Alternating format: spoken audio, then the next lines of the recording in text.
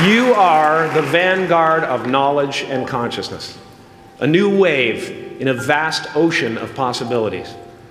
On the other side of that door, there's a world starving for new ideas, new leadership. I've been out there for 30 years. Sometimes it's okay to eat your feelings. Now, fear is going to be a player in your life, but you get to decide how much. You can spend your whole life imagining ghosts, worrying about the pathway to the future, but all there will ever be is what's happening here, and the decisions we make in this moment, which are based in either love or fear. So many of us choose our path out of fear disguised as practicality. What we really want seems impossibly out of reach and ridiculous to expect, so we never dare to ask the universe for it. I'm saying I'm the proof that you can ask the universe for it. And if it doesn't happen for you right away, it's only because the universe is so busy fulfilling my order. My father could have been a great comedian, but he didn't believe that that was possible for him. And so he made a conservative choice. Instead, he got a safe job as an accountant. And when I was 12 years old, he was let go from that safe job. And our family had to do whatever we could to survive. I learned many great lessons from my father, not the least of which was that you can fail at what you don't want. So you might as well take a chance on doing what you love. It's not the only thing he taught me, though. You know, I watched the effect of my father's love and humor and how it altered the world around me. And I thought, that's something to do. That's something worth my time. My father used to brag that I wasn't a ham, I was the whole pig. And he treated my talent as if it was his second chance. When I was about 28, after a decade as a professional comedian, I realized one night in LA that the purpose of my life had always been to free people from concern, just like my dad. And when I realized this, I dubbed my new devotion the Church of Freedom from Concern. The Church of FFC.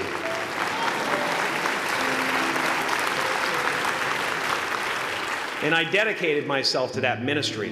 What's yours? How will you serve the world? What do they need that your talent can provide? That's all you have to figure out. As someone who's done what you're about to go and do, I can tell you from experience, the effect you have on others is the most valuable currency there is. Because everything you gain in life will rot and fall apart, and all that will be left of you is what was in your heart. My choosing to free people from concern got me to the top of a mountain. Look where I am. Look what I get to do. Everywhere I go. I'm going to get emotional because when I tap into this, it really is extraordinary to me.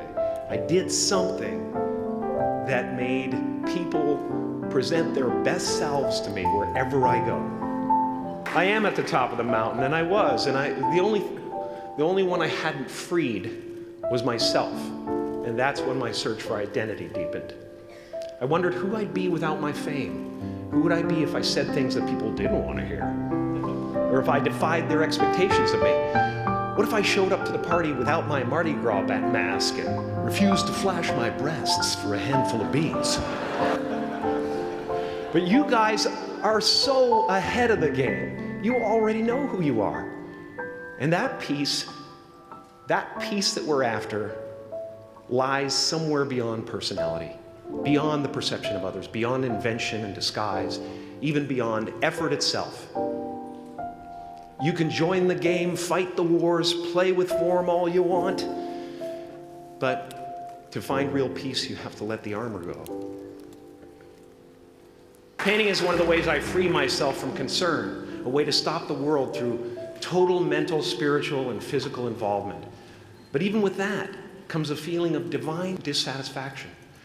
Because ultimately, we're not the avatars we create. We're not the pictures on the film stock. We are the light that shines through. All else is just smoke and mirrors, distracting, but not truly compelling. I've often said that I wished people could realize all their dreams and wealth and fame, and so that they could see that it's not where you're going to find your sense of completion. Like many of you, I was concerned about going out into the world and doing something bigger than myself, until someone smarter than myself made me realize that there is nothing bigger than myself. My soul is not contained within the limits of my body. My body is contained within the limitlessness of my soul. One unified field. One unified field of nothing, dancing for no particular reason, except maybe to comfort and entertain itself. I have a reset button, and I ride that button constantly. Once that button is functioning in your life, there's no story that the mind could create that will be as compelling. The imagination is always manufacturing scenarios, both good and bad, and the ego tries to keep you trapped in the multiplex of the mind. Our eyes are not viewers, they're also projectors that are running a second story over the picture that we see in front of us all the time. Fear is writing that script, and the working title is, I'll Never Be Enough. Now you're going to look at a person like me and say, how could we ever hope to reach those kind of heights, Jim? How can we make a painting that's too big for our home?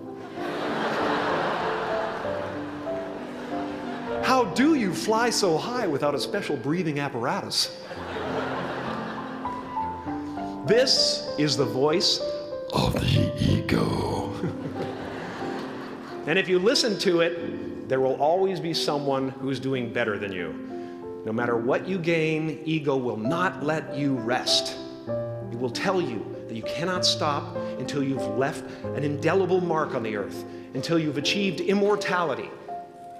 How tricky is this ego that it would tempt us with the promise of something we already possess?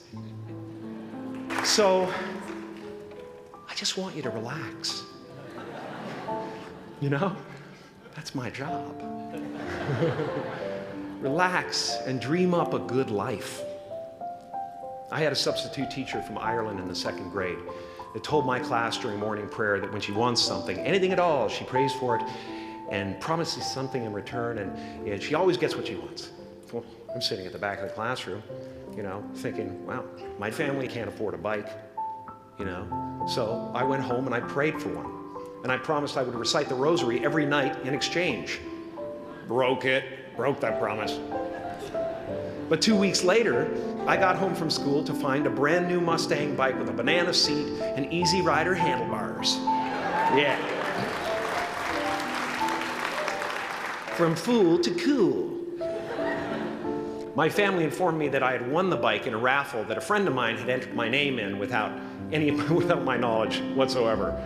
So that type of thing has been happening to me ever since. As far as I can tell, it's just about letting the universe know what you want and working toward it while letting go of how it comes to pass. Your job is not to figure out how it's going to happen for you, but to open the door in your head. And when the door opens in real life, just walk through it. And don't worry if you miss your cue, because there's always doors opening. They keep opening. And when I say life doesn't happen to you, it happens for you, I really don't know if that's true. I'm just making a conscious choice to perceive challenges as something beneficial so that I can deal with them in the most productive way. You'll come up with your own style. That's part of the fun. Oh, and why not take a chance on faith as well? Take a chance on faith. Not religion, but faith. Not hope, but faith. I don't believe in hope. Hope is a beggar. Hope walks through the fire and faith leaps over it. You are ready and able to do beautiful things in this world.